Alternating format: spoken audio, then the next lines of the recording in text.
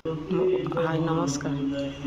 मुग डाली समोसा आम गोटे कप मुग को भल भाव धोई 2 घंटा बतुरेई दबा ताकू भल भाव दरदरा आशा ग्राइंडिंग करदे। गोटे कड़े तेल गरम कर जीरा कटा होता प्याज लंका भाजी गला अदा रसुण पेस्ट देदेबा।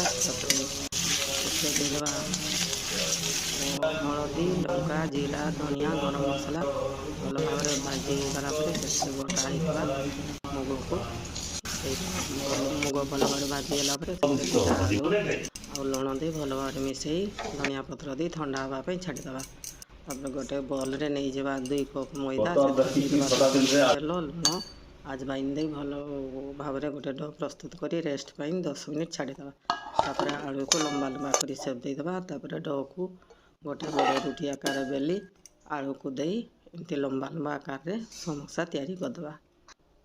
तापर तेल गरम करी से समस्त समोसा गुड़ी को आस्ते आस्ते छाणी दबा। लो मीडियम फ्लेम रे भल भाव